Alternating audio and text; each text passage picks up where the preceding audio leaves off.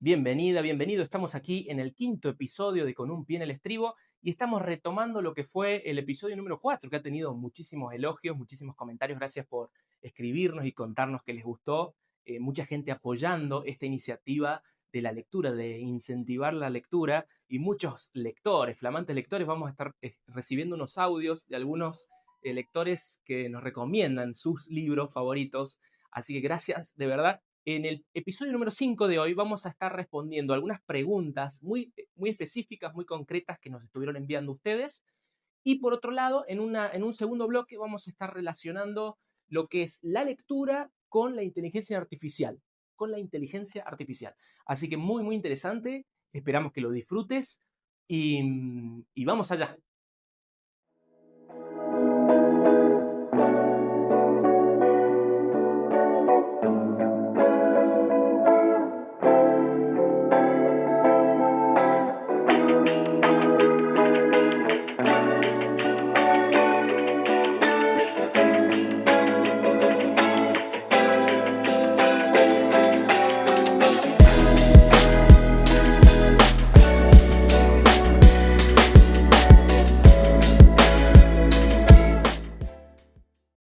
Muy bien, vamos entonces con la primera pregunta, así sin anestesia.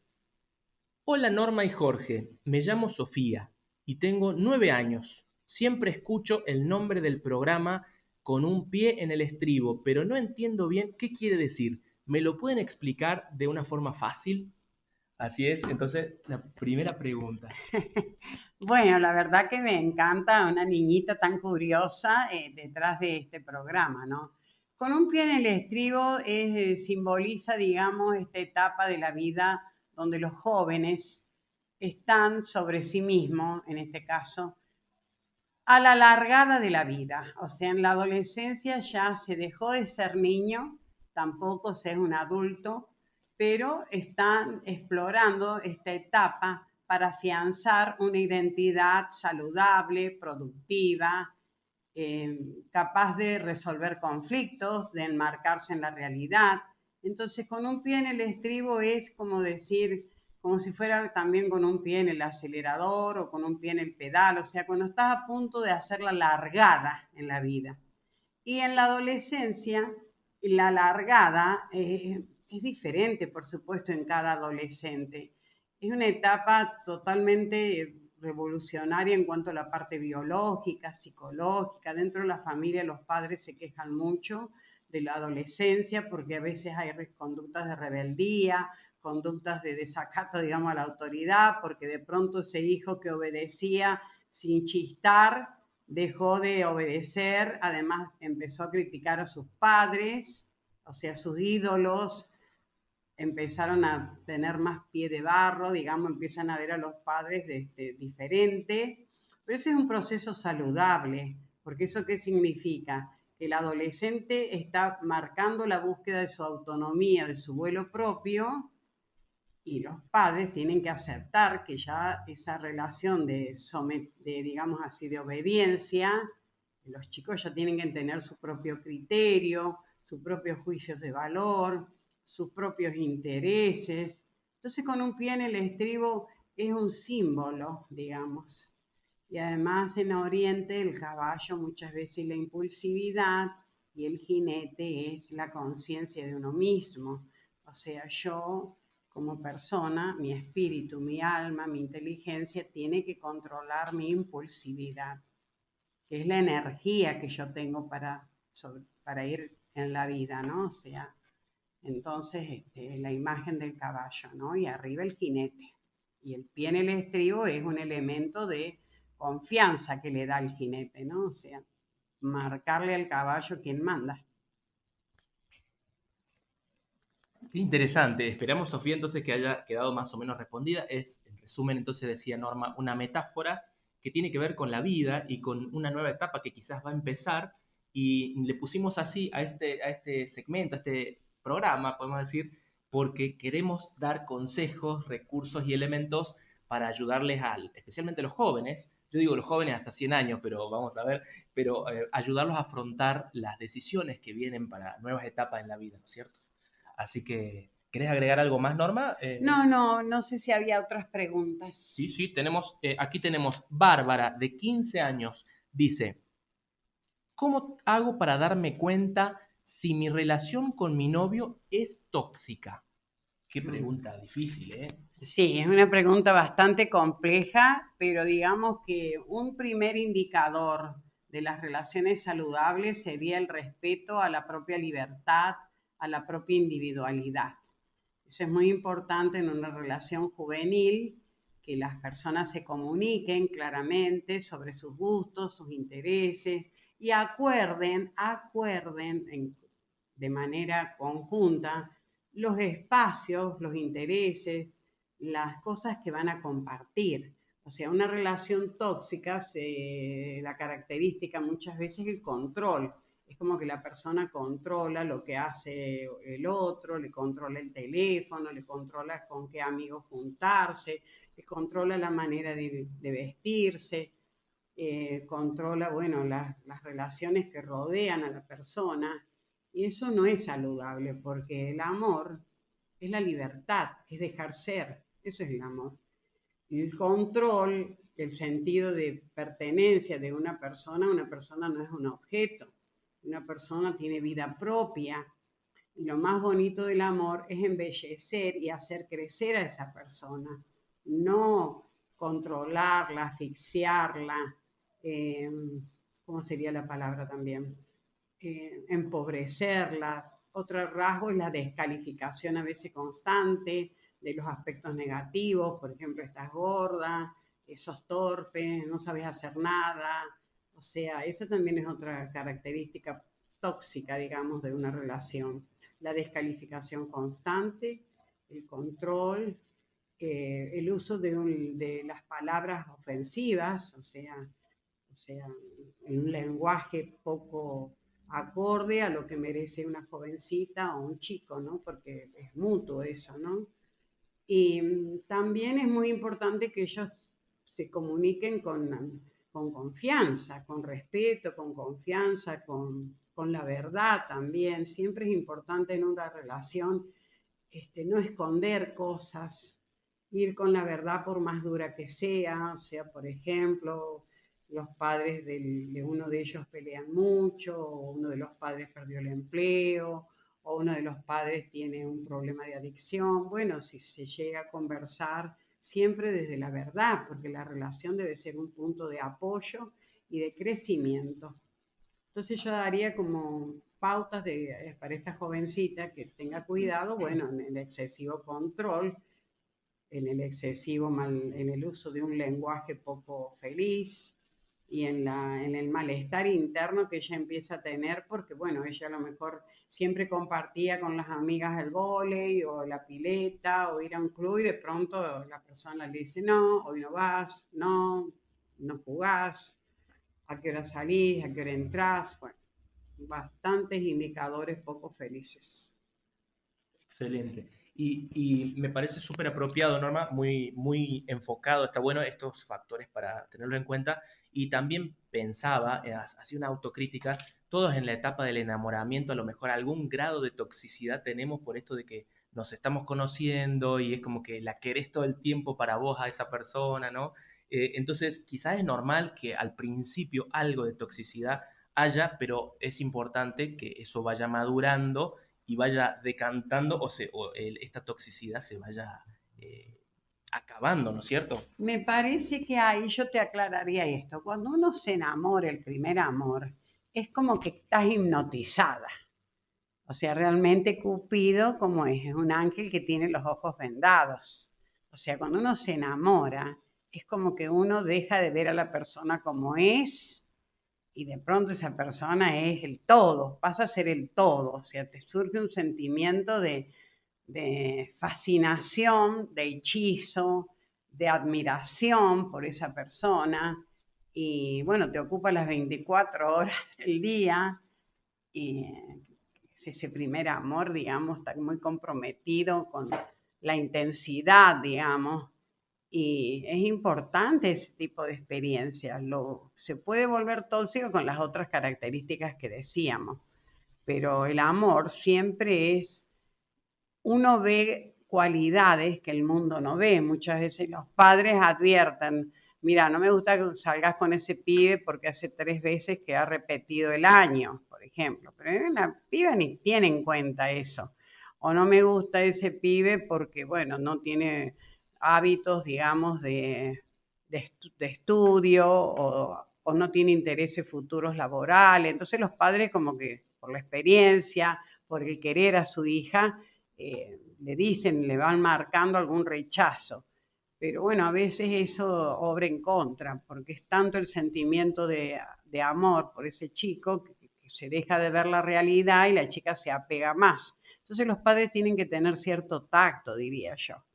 Tacto, paciencia, tiempo, para que después la jovencita pueda, con la misma experiencia, ir dándose cuenta si ese chico cumple con el rendimiento académico, tiene otros intereses además del estudio, o es un chico que está todo el día con el celular, o es un chico que los fines de semana toma mucho.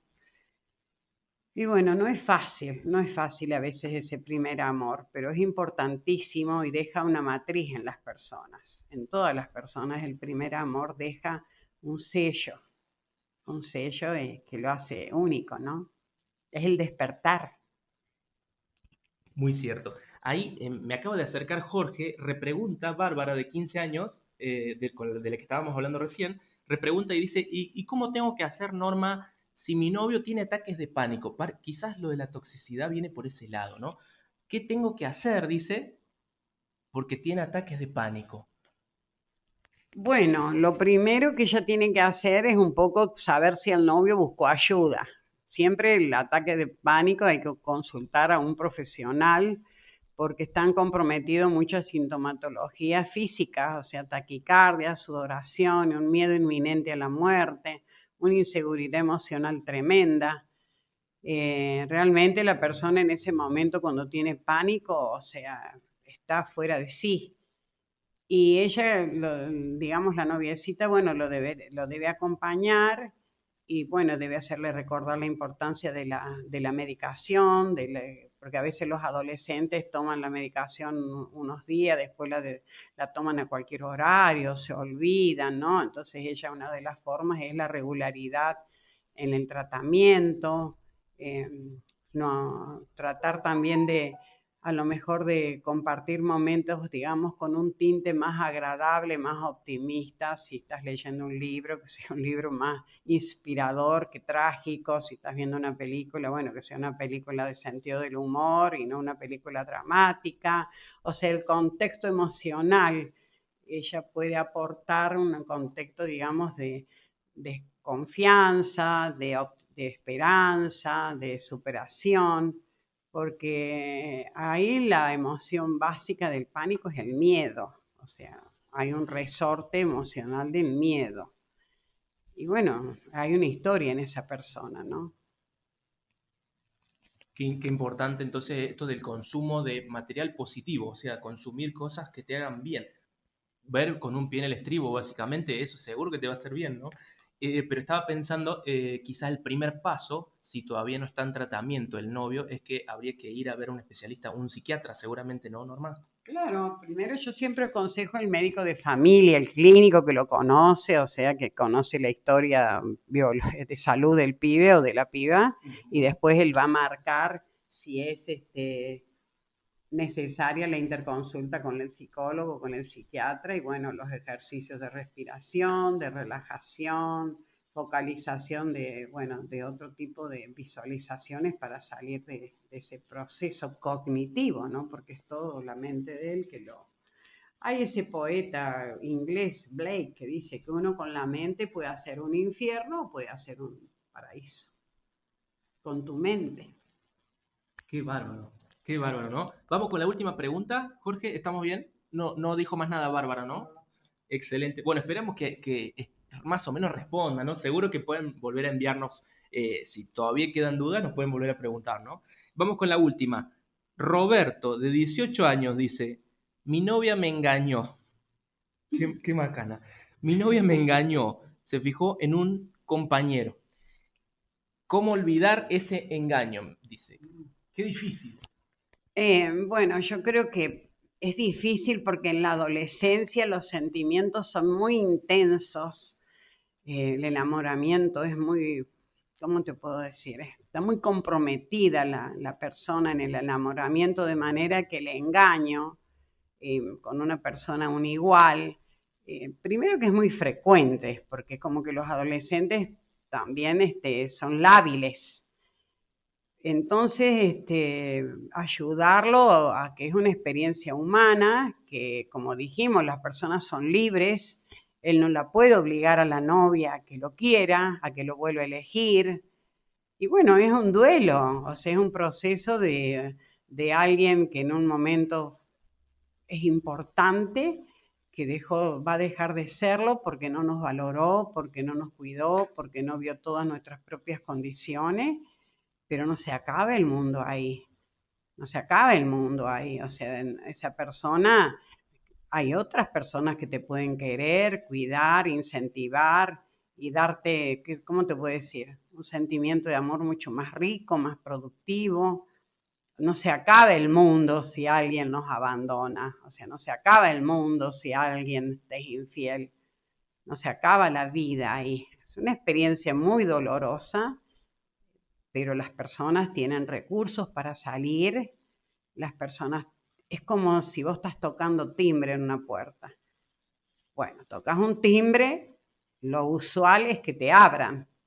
Ahora, ¿qué pasa si uno es terco y caprichoso y tocas timbre, tocas timbre, tocas timbre? Tampoco eso es bueno, no puedes estar acosando a la persona con el timbre, o sea, déjala ser. Hay otras puertas para tocar el timbre. O sea, a veces no es amor tampoco el del otro, que alguien me deje y yo vuelvo a insistir y lo acoso, lo amenazo, lo extorsiono. Pará, o sea, respetar la libertad es doloroso, pero también ante uno mismo es lindo ser valiente, tener dignidad y aceptar que esa persona no es para uno y que confiar que puede venir una persona mucho mejor, que es casi seguro. Y aparte vamos a tener la experiencia del abandono, que es una experiencia humana, ¿no? Como dicen los budistas, soledad, desamparo, enfermedad, muerte y vejez son cosas que transitan en la dimensión humana. Qué bárbaro, ¿no? Entonces no es el final de la vida. Qué alentador. Me encanta porque siempre Norma tiene una palabra que nos levanta un poquito, ¿no? Fíjate vos que estamos construyendo una conversación. Esto es una conversación porque ustedes enviaron estas preguntas y aquí las estamos respondiendo. Está abierto para que puedas seguir enviándonos por medio de este video mismo o si no también a @remolachaet20 puedes comunicarte y mandarnos más preguntas. Pero qué lindo lo que estamos construyendo, Norma. La verdad Sí, que ayudando es a los lindo. jóvenes a no tomar la vida de una perspectiva dramática, fatalista, definitiva, sino tomar la vida como un camino donde hay distintas puertas que se abren, que se cierran, distintos amaneceres, distintos atardeceres, personas que llegan a ser muy importantes, personas que se alejan, personas que nos esperan, personas que confían, personas que nos critican, o sea, hay una melange de vivencias humanas en la vida misma y en la adolescencia, que es el arranque, es todo más intenso. Excelente.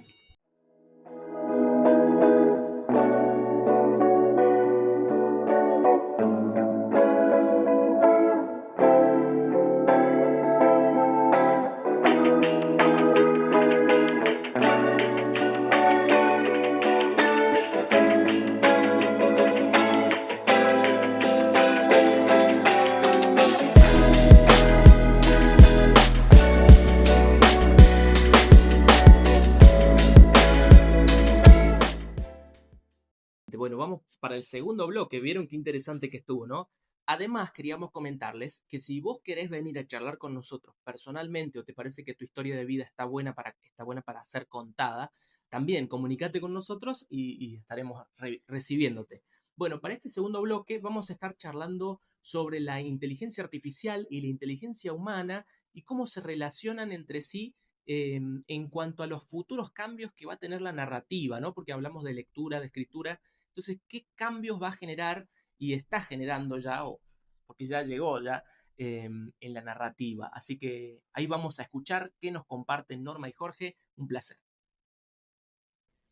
Buenas, seguimos con el segmento de Un pie en el estribo y estuvimos indagando sobre la inteligencia artificial que me dice que puede medir el tono emocional del texto, sabiendo cómo el autor aborda ciertos temas o personajes y puede a su vez ver que el autor tiene influencias literarias o corrientes. ¿Qué te parece, Norma, que la inteligencia artificial ya te lo dé todo lo que vos tenías que analizar, ya te lo dé masticado? No conozco tantísimo del tema, pero sí sé que hoy en día muchas tesis, trabajos de tesis lo hacen con la inteligencia artificial, que muchos trabajos musicales los hacen con la inteligencia artificial. También leí que en Londres los músicos, los letristas, han armado una asociación para preservar, digamos, el capital de su productividad, de su creatividad, de la inteligencia artificial. Porque vos calculás que un músico estudia 7 años de piano, se perfecciona toda la vida, por decir piano, puede ser guitarra, trabaja con su espíritu y con su alma, sus vivencias para inventar, o sea, canciones maravillosas como pueden ser las canciones de los Rolling Stones o las canciones de los Beatles o de Roberto Carlos, toda una trayectoria, todo un bagaje de vivencias personales que se traducen en temas. Y la inteligencia artificial es como poner una monedita, marcas las teclas y te larga todo perfectamente hecho, porque lo hacen bien al trabajo. Más me han dicho que hay distintos niveles de plataforma. Hay plataformas que te dan una información gratuita y hay plataformas que tenés que pagar porque ya es una información más específica, más con criterios científicos que se usa en las investigaciones. Entonces yo creo que es un recurso muy valioso, pero yo soy, digamos, una mujer que respondo más al siglo pasado. Por lo pronto, para mí el toque humano es lo que me gusta de un libro, de una canción, ¿no? Pero bueno, es un desafío. Esto me recuerda a una anécdota que tengo con mi sobrino, que mi hermano le había dicho que había escrito una canción y mi hermano chocho, contento, pensaba que tenía el Charly García, lo tenía, y él con 7, 8 años, y ya le había escrito una canción y muy buena, veo la letra y mi hermano sorprendido, hasta que llegó un momento que le dijo que era con inteligencia artificial.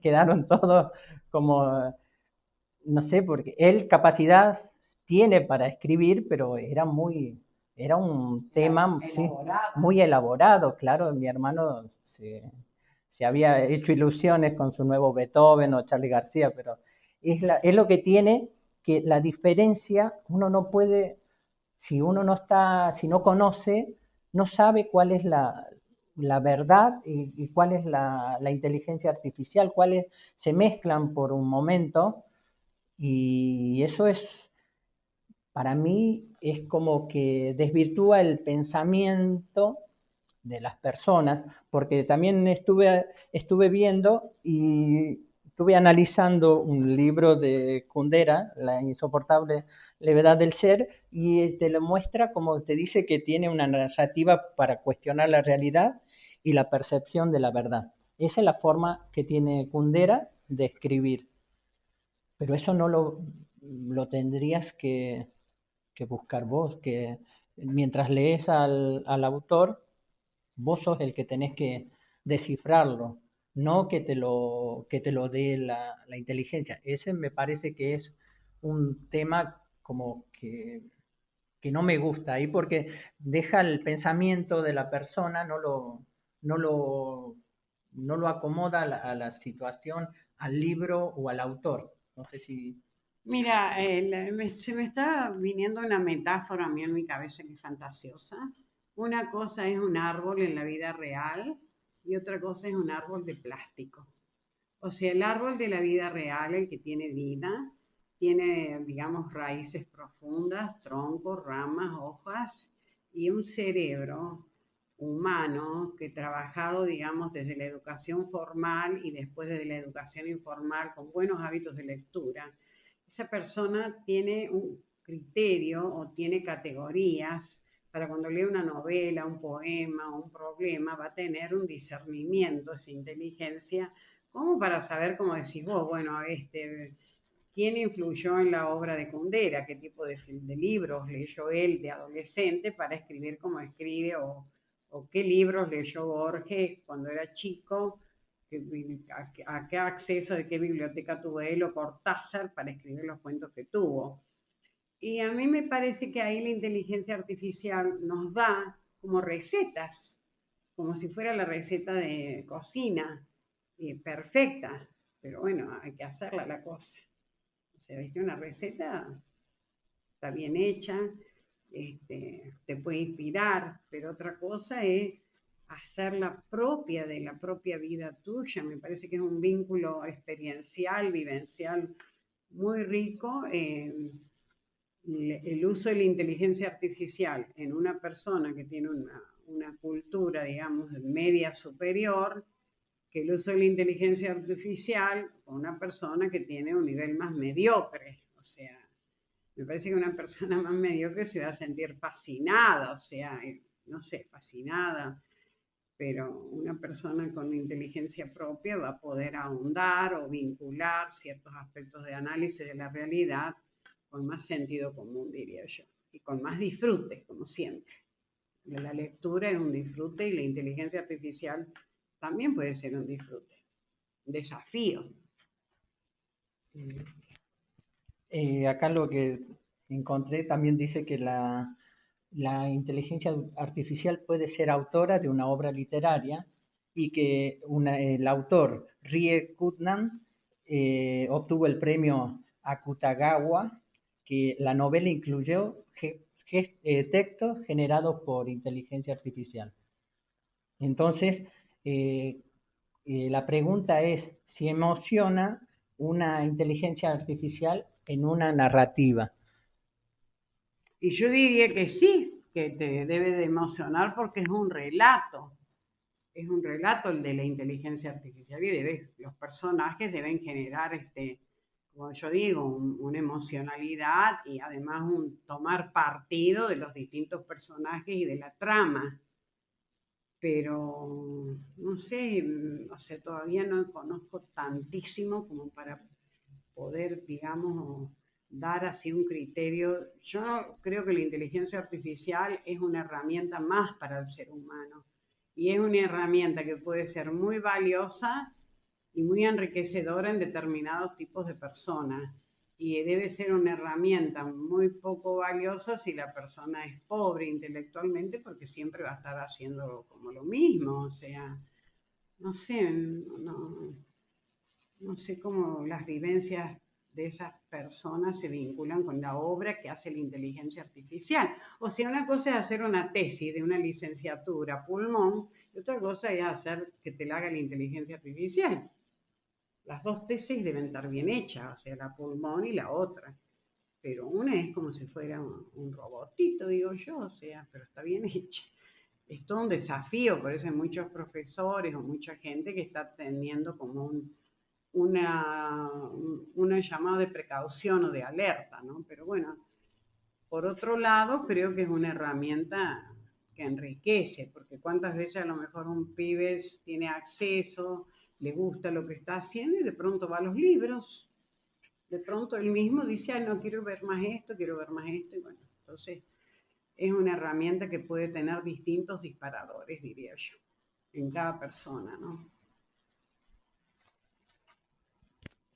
Sí, se ve últimamente en programas de televisión que tienen mucha publicidad en inteligencia artificial, que ya no se contrata actores, ya no hay el guión ya está todo armado con inteligencia artificial, los personajes, todo. Entonces como que va quedando gente en el camino, me parece, por una situación de costo, no sé cómo saldrá pero yo busqué hoy un tema para, para el negocio y me salió hasta con bandoneón, guitarra, el cantante, todo, y en qué momento tenía que aparecer cada uno. Me sorprendió la calidad, pero en otros tiempos uno buscaría a alguien que te haga el jingle, que contratar a las personas que te canten, a Don Sapino con su, que te haga el jingle. Bueno, ¿ves? Son cosas que van quedando, la gente va quedando atrás y no sé si es bueno para las personas. Hay algo bueno de la inteligencia artificial, por ejemplo, que yo he visto que consultan, por ejemplo, algún diagnóstico médico, algunos análisis cruzan de un laboratorio con otro y la inteligencia te los cruza y te da una precisión, digamos, significativa y certera del uso de esos datos. Eh, es como que la inteligencia artificial están cargados manuales de a lo mejor de la clínica médica, manuales de la psiquiatría, entonces tiene precisión con algunos datos de darte ciertos perfiles.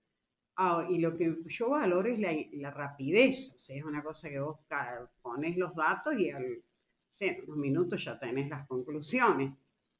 Es una cosa, eso, bueno, para mí es una cosa usada a favor del ser humano muy valioso. O sea, en las manos de personas, digamos, que siempre buscan crecer o hacer el bien, me parece que puede conjugarse una inteligencia humana asociada a una inteligencia artificial, pueden lograrse cosas importantes. Para mí el riesgo es cuando la usa gente que no tiene criterios. Ahí me parece que es más riesgoso, pero bueno, habrá que esperar cierto tiempo también. Y puede ir como la humanidad a una idea de no pensar, de no tener ese pensamiento crítico porque esté todo analizado a través de la inteligencia artificial. ¿Crees que puede llegar a ese momento? Yo, yo estaba leyendo un filósofo francés, Morin, que él dice que la humanidad en estos momentos está desesperanzada, que la actitud de la gente joven tiene que ser de resistencia, porque hay mucha pasividad frente a problemas serios y severos que hay en la humanidad. Entonces estamos en un momento, yo creo, de mucha información, de muchos focos de conflicto a nivel internacional graves, pero bueno, tiene razón Morino, o sea, yo creo que la gente joven tiene que tener un pensamiento más crítico, mayor resistencia a muchas cosas, el cuidado del medio ambiente, por decir, muchos temas de complejidad geopolítica, yo no entiendo mucho, pero lo que él dice que no, la gente no tiene que tener un pensamiento simplista, que eso es lo que yo veo, como un pensamiento muy simplista, o norte o sur, o blanco, negro, o A o B, pará, la realidad no es así, es compleja, es una trama, digamos, de hilos de distintos colores. Entonces, por ahí, como dice Ortega y Gasset, el hombre más opina, pero opinólogos acá en la Argentina, ¿no? Pero sobran, pero gente que comprenda y que pueda resolver las cosas, eso es lo que hace falta, ¿no?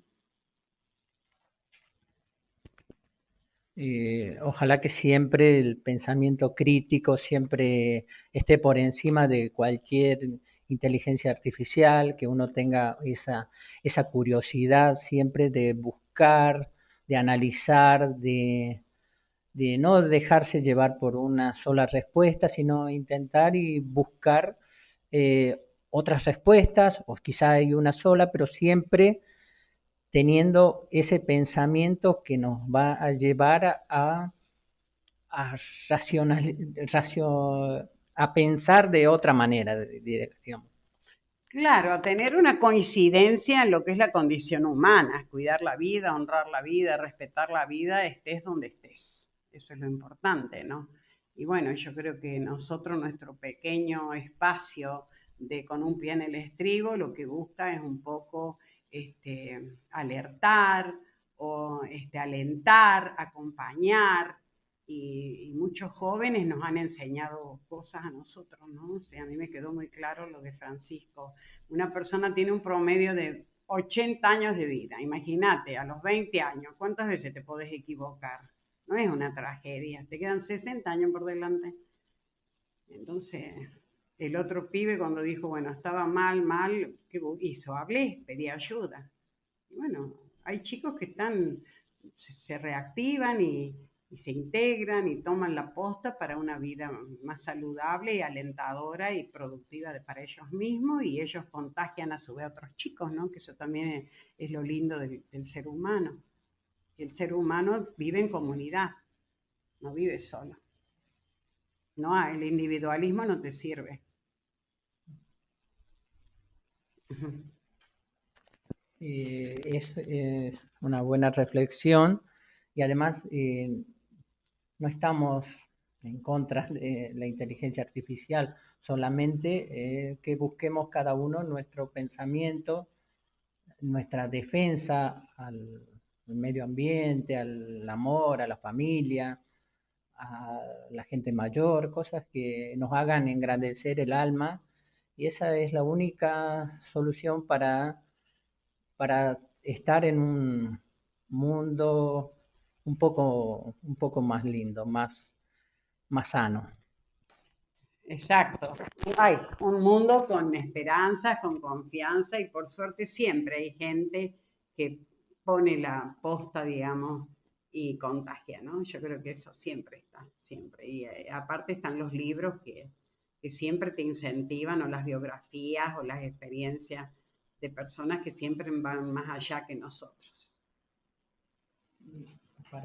Para cerrar ya, una experiencia buena es que uno si ha vivido, que escriba es una buena, ¿cómo le dirías? Para Catarsis. Una buena catarsis. Claro, escribir las cosas que le han pasado, qué es lo que sueña, todo, o lo que ha soñado, es una buena catarsis, y uno quizás de un día para el otro puede convertirse en un escritor y sin inteligencia artificial. Muchas gracias.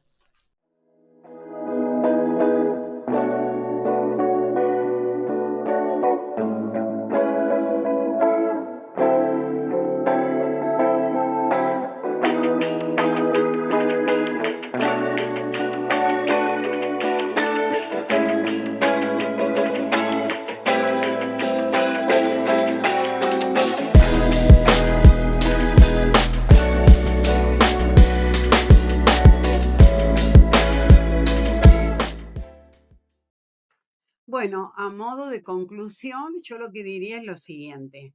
La educación formal, la educación informal es esencial para los niños y para los jóvenes. En eso es un compromiso que debe tener la familia, la escuela y toda la comunidad, sin duda alguna. Y por supuesto, anexar hoy en día a todo ese mundo educativo todos los resortes que hay en el mundo de la computación, en el mundo de Internet, en el mundo de la inteligencia artificial. Pero yo soy de la idea, personalmente, mi conclusión sería que los niños y los jóvenes hay que acercarlos a los libros. Ellos tienen que acercarse a los libros. Bruno Bettelheim considera que los cuentos de hadas, por ejemplo, los padres deben leérselos a los cuentos de hadas, porque los cuentos de hadas se simboliza la historia de la humanidad. El personaje de un cuento de hadas, como puede ser la Cenicienta o como puede ser eh, la Bella Durmiente, son personas que nacen con bastantes carencias, son personas que han perdido la mamá, son personas que atraviesan situaciones muy duras, pero los sentimientos de confianza en los animalitos que les rodean, en las hadas, en los pájaros, en los árboles, en la naturaleza, todo eso ayuda a que el héroe tenga un final feliz.